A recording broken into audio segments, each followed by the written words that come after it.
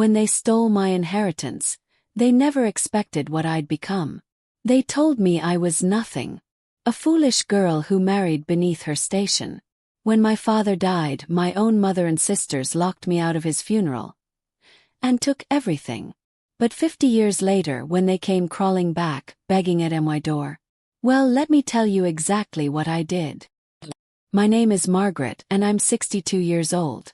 This story happened when I was just 20, newly married, and it changed the entire course of my life. Please drop a comment below and tell us what you would have done in my situation. And don't forget to smash that subscribe button, because we bring you jaw-dropping real-life stories like this every single day. It was 1982. I had just married Robert, a mechanic with calloused hands and the kindest smile you ever saw. My mother was furious. You see, I came from old money, the kind of family with a name that opened doors. My father owned textile mills, rental properties, the works.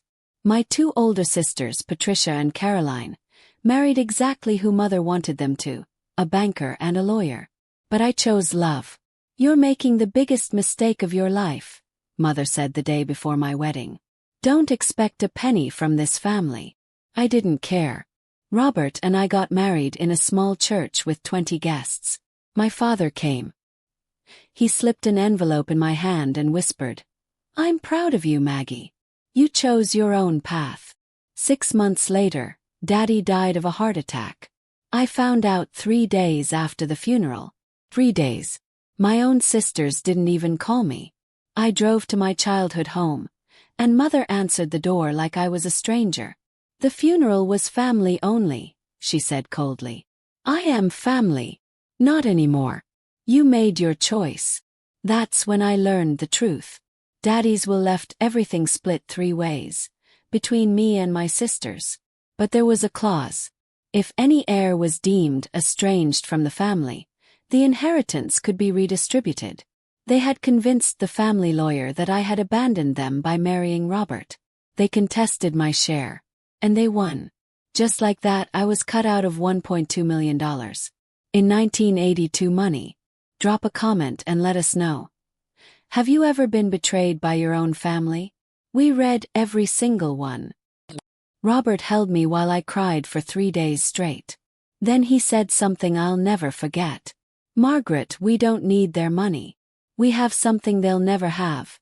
We have each other, and we have our pride. Let's build something they could never take away." So we did.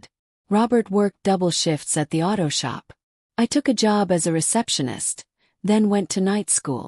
I studied business administration while pregnant with our first child. It wasn't easy. There were nights I studied with a baby on my lap, surviving on 3 hours of sleep. But I graduated. Then I got my real estate license. The 1980s real estate boom in our city was just beginning, and I rode that wave like my life depended on it, because it did. I worked harder than anyone. 7 days a week. I sold houses to young couples, investment properties to developers, commercial spaces to expanding businesses. Robert and I saved every extra dollar. In 1987, we bought our first investment property. A small duplex. We fixed it up ourselves. Robert did all the repairs. I handled the business side. Then another property. And another. My sisters. Patricia's banker husband got caught in the savings and loan crisis. Caroline's lawyer husband left her for his paralegal. Mother spent her inheritance maintaining the lifestyle she thought she deserved. Country clubs, luxury vacations, keeping up appearances. I didn't know any of this. I had no contact with them for 20 years. By the early 2000s, Robert and I owned 18 rental properties. Our kids were in college. We paid cash, no loans. We had a beautiful home. We'd built everything from nothing. Then one autumn day in 2004, my phone rang. "Margaret. It's Patricia." I almost dropped the phone. She was crying. Mother had been diagnosed with Alzheimer's and needed full-time care. The family money was gone. Caroline was barely surviving on alimony. Patricia's house was in foreclosure. "We need help," she sobbed. "We have nowhere else to turn. You're our sister." Now, before I tell you what happened next, hit that like button and subscribe. We post incredible stories like this daily, and you won't want to miss what comes next. Also, comment below and tell us where you're watching from. We love giving shoutouts. Today's special greeting goes to Mira Sanders from Boston, USA. Hello, Mira. We see you. I sat in silence for a long moment. Robert watched me, waiting. Please, Patricia whispered. I know we were horrible to you. I know we don't deserve your help. But she's our mother. She's your mother. Here's what I did. I told Patricia I'd think about it. Then I hired a private investigator. I needed to know the full truth. Turns out it was worse than I thought. Mother had burned through nearly $1 million in 20 years. My sisters had each received about $600,000 in 1982. Patricia's husband had made bad investments and they'd lost it all in the 2008 financial crisis that was coming. Caroline had spent hers on maintaining a marriage to a man who never loved her. The family lawyer who helped them steal my inheritance. He'd taken a hefty fee and invested their money in schemes that barely returned anything. They had nothing. And Mother needed care that cost $8,000 a month. Could have said no. Part of me wanted to. But I didn't. I arranged for Mother to be placed in a good nursing home. Not the best, but clean, safe, with qualified staff. Paid for it myself. But I set conditions. Every month, Patricia and Caroline had to visit her twice. They had to write me a report about her condition. And every month, they had to volunteer 10 hours at a women's shelter, helping women who'd been abandoned by their families. I never visited Mother myself.